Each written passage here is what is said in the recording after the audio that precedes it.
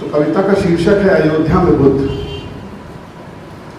कहा तो यही जाता रहा कि पुष्यमित्र के बाद अयोध्या में न बुद्ध बचे न बौद्ध। आप कभी जाएं भी अयोध्या तो अशिक्षित गाइड आपको किसी बौद्ध स्थल का पता नहीं बताएंगे। लेकिन कुछ भी पूरा कहां मिटाया जा सका है कभी, तो अयोध्या में भी बचे रह गए हैं बुद्ध। ऐसा मुझे मेरे एक दोस्त ने बताया और कहा कि देखो शोर मत करना और चुपचाप जाकर मिलना बुद्ध से। मैं दोस्त की बताई उस पवित्र जगह पर गया और देखा कि झूले में शयन कर रहे हैं बुद्ध। उन पर रोली अक्षत चढ़ाया जा रहा है। आकांक्षी स्त्रियां उन्हें ललाकर निरख रही हैं वात्सल्य से। धूप और अगरबत्ती के धुएं में फंसे हुए हैं बुद्ध। थे जिन मृतकों से भागे उनमें धंसे हुए हैं बुद्ध। कुछ यूं क्लांत और खिन्नमन दिखते हुए निरीह, जैसे किसी सलीब पर लटके रक्तमुखी मसीह। यह कैसी विडंबना थी बुद्ध के सामने कि उम्र भर जिस विचार से लोहा लेते रहे, आज उसकी जंजीरों से जकड़े पड़े हैं। ऐसे देखना मुश्किल था बुद्ध को। मैं मुड़ने को ही था कि जैसे बुदबुदाए बुद्ध। देखो अब किसी से मत कहना कि अयोध्या में कहीं बुद्ध हैं। ज्ञान प्राप्ति के बाद भी रहा मैं कितना हतभाग्य, चंदन टीका किए हुए लेटा परवश और निरुपाय। ये कहते हुए बुद्ध ने आंखें बंद कर ली अयोध्या में।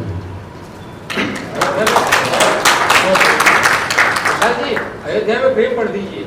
हाँ, लेकिन अयोध्या में प्रेम भी पढ़ दूंगा, लेकिन अयोध्या के पर केंद्रित एक और कविता भी है। तो उन दोनों को मैं पढ़ देता हूँ। चलिए पहले अयोध्या में प्रेम भी पढ़ देते हैं। वसंत जी कई बार उससे कह चुके। ये पहले की कविता है जब प्रेम करने की उम्र थी। सरयू तट की घास पर बैठे हुए हैं हम इस शालीन दोपहर में, और धूप का एक शिष्ट टुकड़ा नरमाई से खेल रहा है तुम्हारी पीठ के साथ। ठीक उसी वक्त मैं सोचना शुरू करता हूँ कि ये हवा जिसमें हम सांस ले रहे हैं, क्या हमें इतनी इजाज़त देगी कि प्रेम करते हुए हम सहजता से जीवित रह सकें इस शहर में।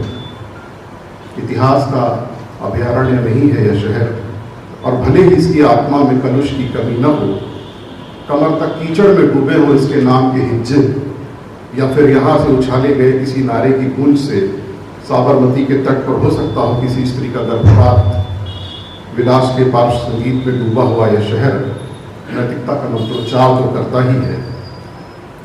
तुम ही बताओ कैसे किया जा सकता है अयोध्या में प्रेम, जबकि ठीक उसी समय जब मैं तुम्हें चूमना चाहता हूँ, किसी धार्मिक तलघर से एक स्त्री की चीख उठती है। रखना चाहता हूँ अपना गर्म हाथ जब मैं तुम्हारे कंधे पर भरोसा दिलाने की कोशिश में, तो किसी इमारत के गिरने की आवाज़ तोड़ देती है हाथों का साहस, और वे काम कर रह जाते हैं। तुम्हारी देहगंध को पहचानने और याद रखने की कोशिश में मैं विक्षिप्त सा हो जाता हूँ। मेरे नथुने सुन्न हो जाते हैं धूप, धुएं और बजबजाते सीवर की मिली जुली सड़ांध से। ऐसे ही किसी क्षण में लगता है कि यह सड़न हमारे भीतर भी बस गई है। और तुम जानती हो कि लड़ते हुए तो किया जा सकता है प्रेम, सड़ते हुए ऐसा करना संभव नहीं है। लड़ते हुए तो किया जा सकता है प्रेम, सड़ते हुए ऐसा करना संभव नहीं है। और कितना अजीब लगता है ना, रसिक परंपरा का पोषक कहलाने वाला यह शहर कितनी अरसता से भरा है। अयोध्या में प्रेम करना प्रतिबंधित है, नफरत करने के लिए हम तमाम में करते हैं। दो कविताएं मध्यम लंबाई की हैं, मुझे लगता है कि उसके बाद की बात करूँगा। एक कविता, अरे नहीं ठीक है, नहीं दो कविताएं हैं औसत लंबाई की। एक कविता तो है सब कुछ इतना ठीक ठाक है। मुझसे कहा किसी ने कि देखो रोशनी से भरा हुआ है आसमान, परिंदे भी उड़ रहे हैं हस्बे मामूल, हवा भी वैसी ही चल रही है जैसे कि चाहिए। शहर का तापमान भी बहुत ज़्यादा नहीं है। हर चौराहे पर पुलिस मुस्तैद है। नाहक चिंता में पड़ने की कोई ज़रूरत नहीं है। सब कुछ कितना ठीक ठाक है। कहा मुझसे किसी ने कि देखो चीजें एक बार शुरू हो जाए तो पीछे की ओर नहीं लौटती, जैसे नदियां कहां लौटती हैं पहाड़ों की ओर। फल कब जुड़ता है वापस अपने व्रंत से, और समय उसका तो कहना ही क्या, वह तो कमान से छूटा हुआ एक तीर है। इस बात को उसने मुझे इस भरोसे से समझाया कि जैसे इतिहास कोई नदी हो, विचारधारा कोई फल, और समय लोगों को घायल करने का कोई हथियार। सब कुछ कितना ठीक ठाक है। मुझसे कहा गया कि इस तरह मुंह लटकाए रहने से कुछ नहीं होगा, आपको थोड़ा आशावादी होने की जरूरत है। इसके लिए आप चमचमाती सड़कों, गगनचुंबी इमारतों को देख सकते हैं। कितनी तो भव्य परियोजनाएं हैं। बताते हैं कि भव्य धर्मस्थलों का दर्शन भी निराशा का काफी कारगर इलाज है। इस तरह मुझे समझाया गया कि मेरी निराशा राज्य के विकास में कितनी बाधक हो सकती है, और वह भी एक ऐसे समय में जब सब कुछ कितना ठीक ठाक तो है। वे एक बार समझाने के बाद भेड़ियों ने अपने पहले दांत दिखाए। पहले पहल जो सिर्फ समझा रहे थे, अब धौंस दे रहे थे कि मैं चुपचाप मान लूं कि चारों ओर सब कुछ ठीक ठाक है, और ऐसा न मानना देश के विरोध में एक वक्तव्य है। ऐसे में आत्मसम्मान के जब्त होने का खतरा है। आखिर इतनी भी क्या समस्या है एक छोटी सी बात को मान लेने में कि सब कुछ ठीक ठाक है। एक अजीब सी बेचैनी का एक आलाप है यह। पर्वतों आओ मेरे वक्ष को पाषाण कर दो, और ओ नदियों आओ ले जाओ मेरी करुणा का जल, वृक्षों आओ छीन लो मेरी आत्मा का हरापन, हे सूरज सुखा दो मेरे गरम रक्त को, ज्योत्सना से अरज है कि विराम दे हृदय की स्निग्धता को। ये सारी चीजें बहुत मुश्किल पैदा करती हैं यह यकीन करने में कि सब कुछ सचमुच कितना ठीक ठाक है। कैसी अंधेरी रात का भयावह स्वप्न है यह कि विलाप को हत्या से भी संगीन अपराध बता दिया जाए। आप सच बोले तो झूठ की भावनाएं आहत करने के आरोपी हों, और इस रात के अंधकार में चौराहे पर लुटा पिटा एक आदमी मिले जो कहे कि मेरा नाम इतिहास है और मेरे साथ कोई बदमाशी नहीं हुई है, मैं केवल वक्त की ढलान पर फिसल कर गिर गया हूँ।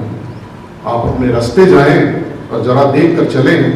वैसे तो सब कुछ ठीक ठाक है, बस जरा सी फिसलन है सड़क पर, चूक गए तो सीधे दाहिनी ओर के नाले में गिरेंगे। बस जरा सी फिसलन है सड़क पर, चूक गए तो सीधे दाहिनी ओर के नाले में गिरेंगे।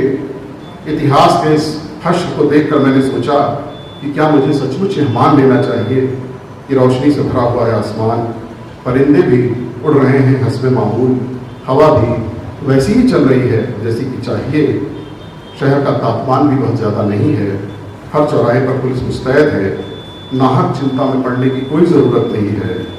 सब कुछ कितना अद्भुत है, सब कुछ कितना समरस है, सब कुछ कितना आध्यात्मिक है, सब कुछ कितना ठीक ठाक है, सब कुछ।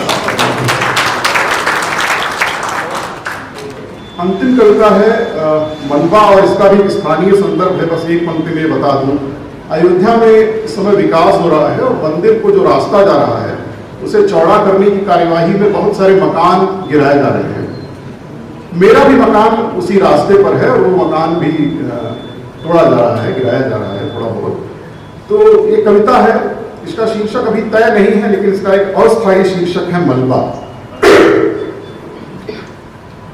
घबराइए नहीं, यह सीरिया नहीं है, न है अफगानिस्तान। आप धर्म की पवित्र नगरी में हैं, यह है हिंदुस्तान। यहां कोई बमबारी नहीं हुई है। ये मकान जो खंडहर की तरह दिख रहे हैं, धर्म पथ पर स्वयं ही नतशिर हुए हैं। चटक रंग की जो ध्वजाएं फहरती थी इन पर, उनके सहित समूचा बारजा ही गिर पड़ा है। एक रंग का बोझ कितना भारी पड़ा है। चटक रंग की जो ध्वजाएं फहरती थी इन पर, उनके सहित समूचा बारजा ही गिर पड़ा है। एक रंग का बोझ कितना भारी पड़ा है। अब हर तरफ बस एक शय है, मलबा। जो कल तलक था घर, वह आज मलबा। घर घर की भीषण आवाजों के बीच गुजरता है जब एक भीमकाय पीला दैत्य मकानों को खरोंचता हुआ दिसंबर की सर्द रात में, तो लगता है 92 का कोई दिसंबर 2022 के दिसंबर का पीछा कर रहा है। 6 दिसंबर बाद में शायद आप लोग को याद होगा। तो लगता है 92 का कोई दिसंबर 2022 के दिसंबर का पीछा कर रहा है। ऐसी ही एक सर्द रात में लोग एक धर्मस्थल का मलबा जीत की निशानी की तरह लेकर सामने से जा रहे थे। इन्हीं बारजों से फेंके जा रहे थे पत्थर धर्मस्थल को बचाने जा रहे सैनिकों पर। पत्थर 30 साल बाद वापस लौटे हैं, क्योंकि दिसंबरों का पीछा करते हैं, मलबा मलबे का पीछा कर रहा है। जैसे वह इतिहास से भविष्य की तरफ दागा गया कोई गोला हो, हमजतों से माफी सहित, जैसे वह इतिहास से भविष्य की तरफ दागा गया कोई गोला हो जो आमादा है पूरी ताकत से इस शहर को नेस्तनाबूद करने पर। अपने अपने मलबों पर खड़े उनके उदास मालिक दबी जबान में सिर्फ इतना कहते हैं, जबरा मारे और रोए भी न दे। फरमान है कि प्रजाजन अपने पैर सिकोड़ ले ताकि भक्ति का पथ प्रशस्त हो सके। जनता अपना पेट सिकोड़ ले ताकि धर्माधिकारी जन आराम से कुछ खा पी सके। ध्यान से देखो, तुम्हारे घरों पर दरकते हुए 3 गुंबदों के 30 साल पुराने शोक की शापित छाया है, या तुम्हारे घर का नहीं, तुम्हारी आत्मा का मलबा है। नहीं पिघलेगा यह केवल तुम्हारे आंसुओं के अम्ल से। कोई दैविक कुहासा नहीं है यह गर्दो गुबार कि इसे चीर कर प्रकट होगा कोई तारणहार। तुम्हारी सारी प्रार्थनाएं हो जाएंगी बेकार, क्योंकि दिसंबरों का पीछा करते हैं। अन्याय का पीछा करता है। एक इमारत गिरने का अवसादी शोर समय के दरवाजे से टकराता हुआ 30 साल बाद प्रतिध्वनि बनकर एक जोरदार धमाके की तरह लौटा है। 92 में एक विक्षिप्त शराबी नुक्कड़ पर एक धार्मिक नारे के जवाब में सबसे कहता फिर रहा था कि हो गया काम। लोग उससे कहते थे जय श्री राम, और पलट कर वो कहता था कि हो गया काम।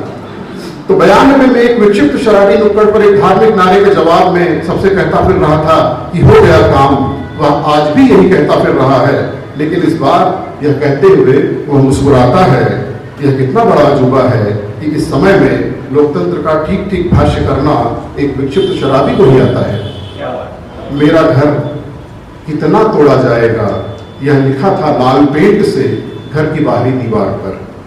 मेरी बेटी ने उस इबारत को अपनी पेंसिल से काटकर वहां पर सेव ट्रीज लिख दिया है। एक दिन बुलडोजर आएगा और उसके इस मासूम भरोसे को मलबे में बदल देगा। घर के दरवाजे का पुराना पेड़ गिरेगा और एक बच्ची की स्मृति में सरकार का मतलब एक पीला विनाशकारी दैत्य दर्ज होगा।